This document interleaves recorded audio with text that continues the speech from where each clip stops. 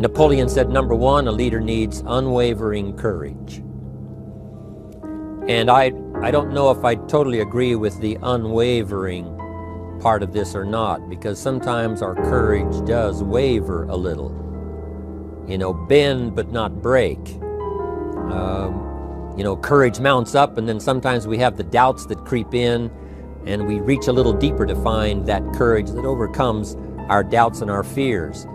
So I would probably debate a little bit with Napoleon on this unwavering courage, because sometimes courage does waver. But as long as it stays, as long as in the end there it is to serve you, the courage to do what you didn't think you could do, the courage to step into territory that might be a little unfamiliar, the courage to talk to somebody you don't know, the courage to attempt conducting a meeting, the courage to give your first testimonial, the courage to you know, solve problems you couldn't solve before, that kind of courage. The courage to stand up when it's sort of dark in your corner, the courage to do it when it isn't going your way seemingly, the courage to try to have a good day in the midst of a bad day, that kind of courage. Wavering a little at times, yes, because we all have doubts that attack us, we all have small fears that creep in. That is the nature of life. But that's what faith is all about, that's what courage is all about. To serve us when our doubts will not serve us well. Faith to overcome fear, and courage to overcome our doubts. But that is a good quality, a good attribute for a leader, and that's unwavering courage. Second, Napoleon said self-control. That, of course, is the very essence of life itself, is self-control. Because we all have this warfare going on. You know, it's going on in the world, the warfare between liberty and tyranny. In our own body, the warfare between health and illness, the struggle is on. The struggle between light and darkness, the struggle between good and evil. I call it opposites in conflict. And as soon as you're born into the world, as soon as you find yourself and discover yourself on this spinning planet headed somewhere, you know that this exists. To be a civilized society, we must drive the dark side of our nature into a small corner and let the positive side flourish. Early, we must learn to exercise self-control. Power is a wonderful thing, but it must be exercised properly. It must be exercised to benefit and not to destruction. So self-control is certainly necessary to be a strong leader, so that you can become the best example. The example of having your temper well managed, to having that dark side of your nature under control. The best example of choosing wise words and not being careless, that kind of control. Control of your appetite, control of your desires, so that they fit into the positive side of life and not the negative side. Self-control, very important. Then he said, a leader must have a keen sense of justice. How very true. Justice we become familiar with, you know, even when we're small. When certain things that happened or were done to us that something told us that wasn't right. Someone did us wrong. We have that sense of right and wrong, and it starts very early. Then we have to have that sense of utilizing what's right and what's wrong, so that we develop this sense of justice, this sense of being fair, this sense of being on the positive side, on the right side. To minimize a person's mistakes, they need to have this sense of justice. We have to have justice when we're building an organization. You know, what's fair, what is a good balance. The marketing system that Mark put together has to be fair for everyone. If you have a customer and you take care of that customer, someone else cannot come along and take that customer. The same is true with the distributor. Certain rules and regulations, so that all of us have a chance to fit within this framework of fairness, justice, and what's right. Otherwise, enterprise cannot work. Otherwise, we have what we call, in a political sense, anarchy, where there is no justice, when might is the order of the day, power is the order of the day, not the law, not the rule, not what's right, but power. And we would all dismiss that. It's been a catastrophe in the last 6,000 years, the governments that resorted to power instead of democracy, that resorted to intimidation instead of freedom. And we all know the terrible toll that that takes. But it takes a toll not only politically in a country or politically around the world, but it takes a toll even in enterprise. It takes a toll in school if a teacher is unfair. It takes a toll in working on a team where someone is unfair, or where the leadership is not fair in the administration of justice. So this is true, a keen sense of justice and what's fair and what's right. Part of this we have to learn as we go. You know, you don't have it all the first year. You haven't got it all the second year, the third year. After all the years that I've, been around, both as a human being and as a business person, we're still, even at these years, trying to decide what's best, what's fair, what's right, to give balance to our life and to build on a firm foundation for the future. So I agree with Napoleon. Good idea. A sense of justice. Here's another one, he said. Definiteness of decision. Indecision is the thief of opportunity. If you don't decide, the opportunity could slip away. If you don't decide what you're going to do today, the day could get away and you're not very effective. I talked about in my recent travels about time management. Here's one of the best ideas of time management. Don't start the day until you have it finished. Is it possible to finish the day before you start it? And the answer is yes. If you don't finish it to the best of your ability, have some idea, some good plan, sure enough, the day escapes. And in the morning you say, let's see, what should I do now? In the afternoon you say, hey, time's getting away from me, what should I do now? And now most of the day is lost. Most of the day escapes not being utilized and doesn't work for you simply because you didn't make those decisions early, at the early part of the day. The decisions we make in the early part of our life sometimes last for a lifetime. The early decisions that you make about what you're going to do with your life as far as Herbalife is concerned, those decisions are vitally important. If you neglect them and don't make them, sure enough, the time passes and the opportunity sometimes is diminished, and sometimes you spend a lot of time now catching up simply because you didn't make those early decisions. So it's the decisions at the first of the day, it's the decisions at the early part of the month, it's the decisions at the early part of the year that greatly determines what kind of year you're going to have. The decisions you make in the early days of your marriage, sometimes those are the decisions that affect the marriage for a lifetime. The decisions you make at the first chance you see opportunity, those decisions, what you're going to do with it, how far you're going to take it, what it's going to be meaning to you in the years to come. Those early decisions are vitally important. Then we need decisions to correct poor decisions, to overcome our mistakes. It's possible, of course, for all of us to make unwise decisions. And at the end of 1 year, at the end of 1 week, 1 month, or at the end of a few years, we say, that decision cost me too much. Cost me a lot of time, cost me a lot of money, cost me maybe a good relationship, cost me a chance to be productive. But as long as you're alive, there's still a chance to use new decision power to correct the mistakes of decisions that were bad in the past. All of us have the opportunity to do that, but I think Napoleon was right here too. You got to be definite in making decisions so that the opportunity doesn't pass you by. Take advantage. Here's the next one. Napoleon Hill said, a good leader has definite plans. How important that is.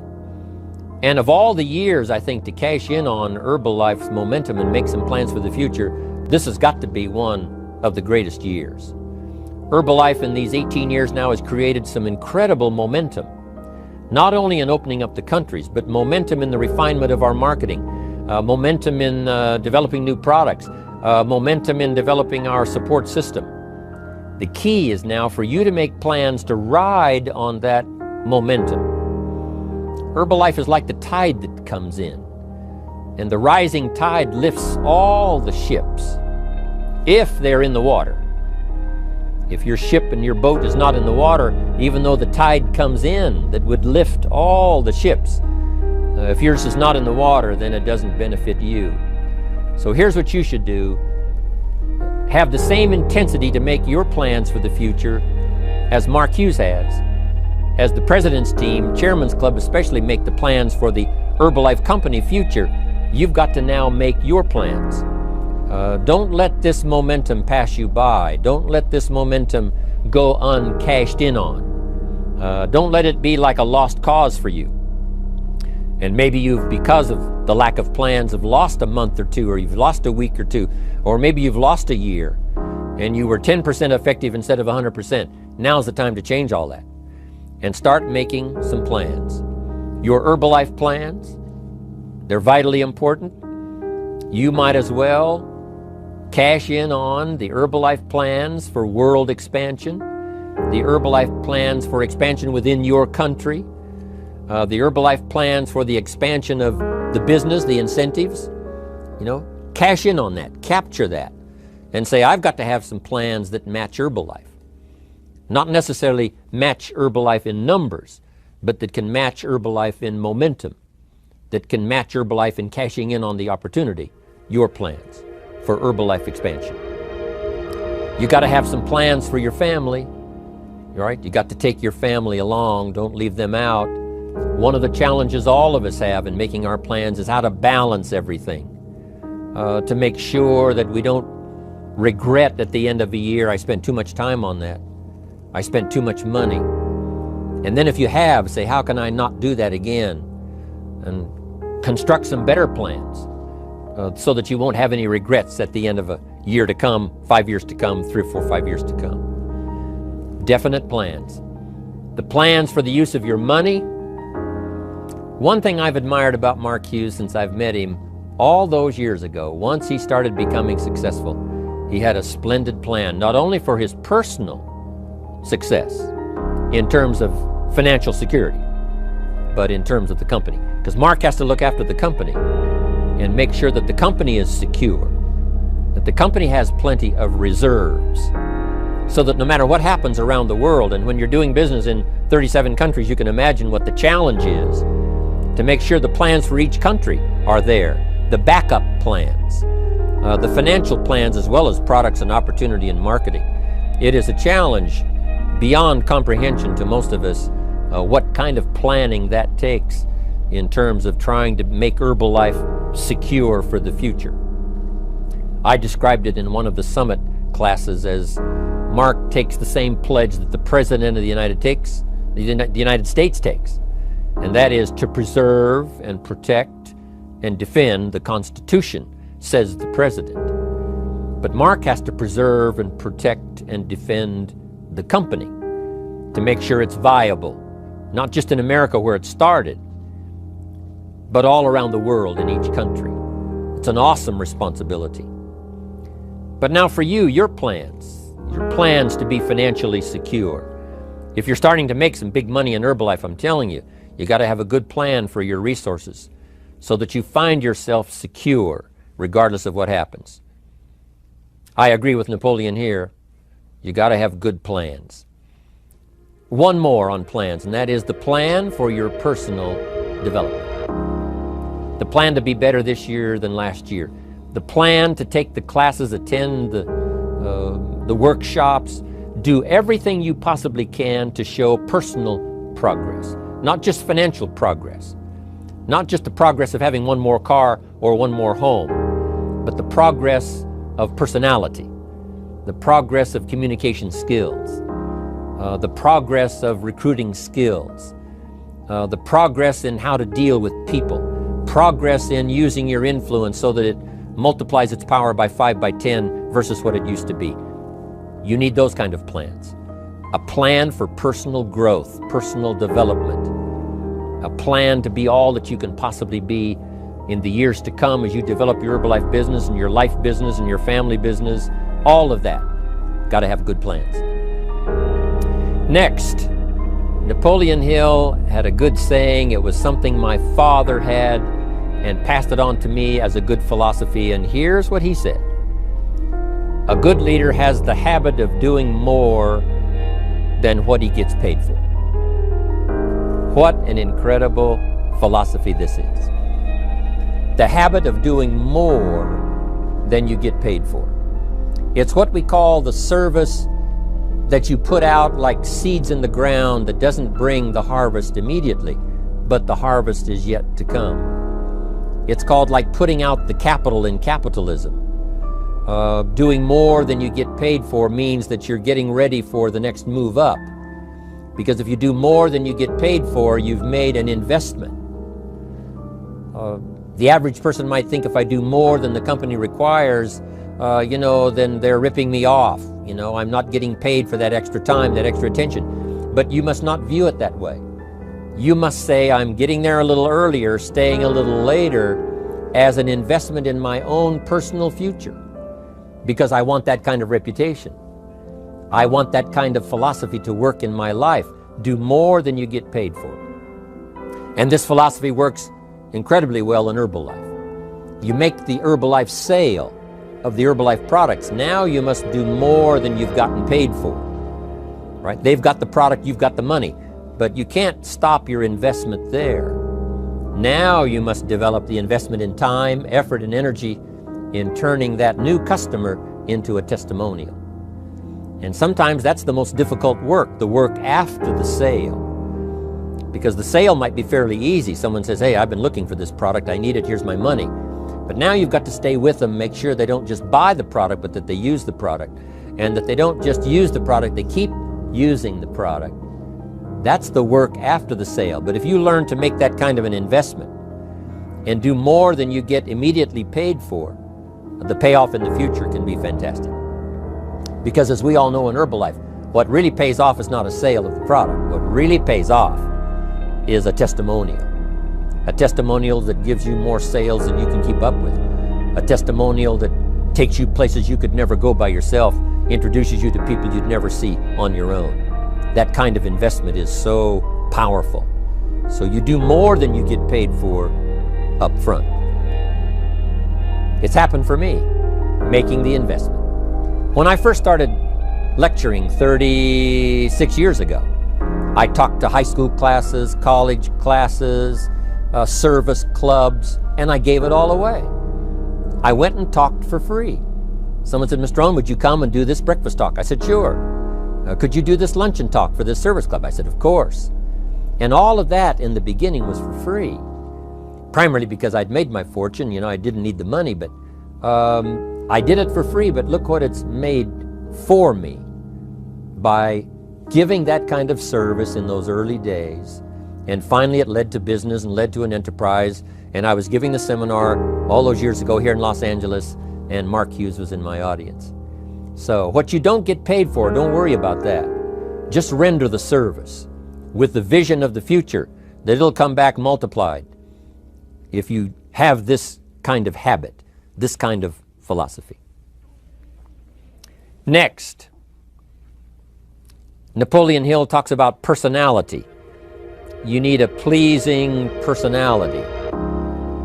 There's many parts to your personality. One is your working personality. The kind of behavior, the kind of attitude that you need, especially in the public. Some things you can kind of get by with, being a little careless, maybe in private, but in public, where it counts so much in your paycheck, it counts so much in building your business for the future, your own personality. But here's what you also must remember. You develop your personality in private so that it serves you well in the public. Sometimes we get the mistaken idea, I can be careless with just these few and be more careful when I have 1,000. But see, that doesn't work that way. Careless with a few, sure enough, that will creep into your presentation for 1,000 people. Here's the best practice, and the Herbalife opportunity in our marketing systems gives you the best chance to do that. The influence you have one-on-one, that's what really counts. You say, well, I'm only talking to 2 people, it doesn't matter much. That's when it really matters. Because if you'll practice well there, using your personality, using your influence, to get someone's attention, to get them to listen, to get them to participate, the kind of personality that someone says, I'd like to be around this person. They're unusual. They're not like the average person I meet on my everyday experience. That kind of personality. But you've got to practice it behind the scenes. You've got to practice it one-on-one. And if you're effective one-on-one, 1-on-3, 1-on-5, I promise you, that will get you ready to now perform with the kind of personality, the kind of charisma that wins people when you're in front of 500 people, 1,000 people, 5,000. So this is a good point, working on your personality. Here's the best gift you can give someone. And that's the gift of attention. Attention is so powerful. When I was a young man, I met Nelson Rockefeller, one of the richest men in America at that time. He's gone now. But he was a unique individual, ran for vice president of the United States. And I had a chance to be where he was holding a press conference. And I got close enough so that when he walked out, I had a chance to step up, right, when security was not all that severe in those days. And I had a chance to put out my hand, shake his hand, and say, Mr. Rockefeller, my name is Jim Rohn. And what I remember most was the attention he gave me. With the lights of the cameras around and everybody all around, he looked right at me and said, Jim Rohn, where are you from? I said, Idaho. He said, I really like Idaho. It's one of my favorite states in all of the country. And for just a few seconds, he gave me his attention. Shook my hand. I'll never forget the handshake, right? One of those multi-million-dollar handshakes. But I'll never forget that personal attention he gave me, just for a few seconds. It was powerful. Made an impression on me that's lasted until this day. That's why I remember to tell the story. So, same thing you can learn to do. Utilize your personality, utilize your influence, give people the gift of attention. Here's the rest of my list now as we finish up. Next, Napoleon Hill said a leader needs sympathy and understanding. We have to develop that early in our lives. All of our lives, we have to look at those that are less fortunate than we are. Those who need a helping hand, and especially now we learn to look at those who need an opportunity, those who need a change in their health, those who need a change in their life and in their lifestyle. It's this kind of sympathy and understanding that drove Mark Hughes to construct the company. It took that kind of understanding, that kind of sympathy, that kind of deep emotional feeling. Then Mark understood what it meant to be poor. He understood what it meant not to have. He understood what it meant to be short on finances, on resources. He understood what it meant to lack, full formal education. He knew all of those lacks. And instead of crying about it, he said, what I will do is change it for myself, and then I'll help other people that have the same challenge. Lack of education, lack of the money, lack of the resources, lack of good health, faced with all kinds of difficulties they can't solve. I'll get mine solved, and then I'll be strong enough and have the skills to where I can help other people. That kind of leadership quality is so powerful. That kind of understanding. Here's the next one. A leader must have, Napoleon said, a mastery of the details. How very true. All can be lost with just a couple of missing details. On the trip to the moon, everything has to work, right? There's several thousand moving parts. There's several thousand pieces to the project of getting to the moon and coming back, and all of them have to work. You can't have 10% of them working, 90% or 80%. They've all got to work. And then there's the backup systems for something if something goes wrong to back it up. That kind of mastery of detail is so vitally important. But here's what else to remember as far as Herbalife is concerned. The drama is in the details. Someone says, I lost 30 pounds. Well, 30 pounds is 30 pounds, but that's not the drama. The drama is, where were you before you found Herbalife? How did you feel? What kind of circumstances? Now someone begins to give us some of the details. And then after they've lost the weight, now how they feel, now their self-confidence has been restored. Now they feel better about themselves. The drama is in the details. But this is also important in the details of your day, the details of your business, the details of good communication. Master the details. Good advice, Napoleon Hill. Now here's the next three. Willingness to assume full responsibility. All of us have been taught that, especially these Herbalife years, to take full 100% responsibility. Mark Hughes says, what happened to me might not have been my responsibility, but what I do about it is my full responsibility. I've had some people did me wrong. In his first couple of business experiences, he was done wrong. Some people ran off with the money. He was left holding the bag. But he said, that's what happened. And I was not responsible for what happened.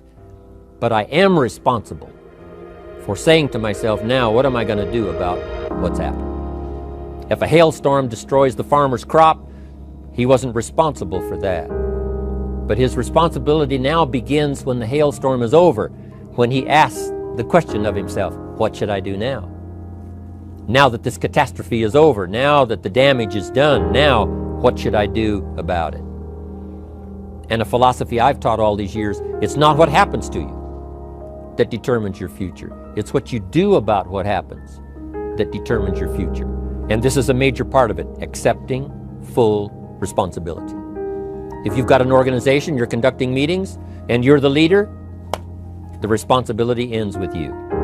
Someone else may mess up, make some mistakes, still your responsibility. Some things over which you have no control, understandable. But what you do about it now, how you fix it, the diplomacy you use, the strategy you use, that's the kind of responsibility now that depends on you. Also, you've got to be responsible for your future. Nobody's going to fix it. No one else is going to design it. No one else is going to come along and say, hey, I will make sure it all works well for you. You've got to take all the input, you've got to take all the testimonials, all the teaching, all the training, all the influence, then you've got to have the responsibility of designing your life. You can design a life of prosperity, or you can design a life just to coast and get by.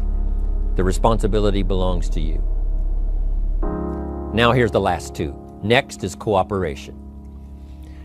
One of the great things we learn in Herbalife is how to cooperate so that we take advantage of each other's ideas, we take advantage of each other's input, we take advantage of each other's enthusiasm, we take advantage of each other's testimonial, and we take advantage of each other's willingness to grow. That kind of cooperation has built Herbalife. In those early days, Mark got the group together. Jerry Shatanovich, Doug Stuntz, the rest, and made some plans to cooperate. Said, no telling what kind of powerful meetings we can have if we work together. No telling how many people we can affect, even right away, if we work together. You do this part, you do this part, I'll do this part, we'll make it work together, and we'll get the ball rolling. There's an ancient phrase that says, if two or three agree, nothing is impossible. If they agree on the same project, if they agree on the same vision, if they agree on how to get there, I'm telling you, nothing is impossible. Nothing can stand in their way. Just two or three. What's exciting about Herbalife is now we have more than two or three. The president's team now is well populated. Even the chairman's club is growing. The millionaire team is awesome in its numbers as well as in its power. And the cooperation between all of us on the tabulator teams, as distributors, home office, support staff, 15th floor, wherever we come from. If we cooperate, there's nothing we can't do. There isn't anyone we can't touch. There is no country we can't finally get to with this incredible story. Cooperation. That's why I'm here, wanting to do my part, HBN, send out some ideas, give you some notes to take, something to think about and ponder, something to talk about with the people that you associate with and are building your business. That kind of cooperation is going to make this a powerful year. It'll get us to the 2 billion, 3 billion, 5 billion. But it'll get us to much more than just those numbers. It'll get us to a place of honor, respect, prestige, influence, feeling good about ourselves for the hard work that we're doing, cooperating with each other. I want to cooperate with you, helping build your business. All of us cooperate with the support system of Herbalife. We're on our way. We will have the billions. We'll have the stories. We'll have the experiences. Now here's the last one. Napoleon Hill said, a major attribute of leadership is vision. Vision is in many parts. One, a vision for your own course to follow. A vision for you, for yourself. A vision for your financial future. A vision for your health. A vision for your wealth. A vision for you to latch onto and make something out of. A vision for your family. Because vision must now lift others as well as ourselves. Guess what our family is counting on? That we'll be able to see things that at first they cannot see. That we'll be able to look further into the future than perhaps they will be able to look. The same is true with your organization, the people that are around you. They're counting on your vision. Perhaps you've been there a little longer than they have. Maybe you've been there a lot longer than they have. And they will look to you to help them see things that they can't see in the beginning. And if you will do that, develop that attribute of leadership, I'm telling you, you'll have such a dramatic effect on your organization, it will be unbelievable. A vision for yourself, a vision for your family, a vision for your organization, a vision for the people that you're close to. The old prophet said, without vision, we die. We perish. Unless we can see into the future, life loses its meaning. Unless we can look further than just where we are at the moment, then we have no reason for faith, no reason for activity. But if we'll develop this skill, beyond any other skill, I'm telling you, it will help us touch people. Because they'll want to be around us. Because we have this look into the future. Not only the short-range vision of what we're going to do this week, this month, this year, but the long-range vision like Mark has, taking us to the 5 billion. You can have a vision that will take your organization into the future and bless everybody with success.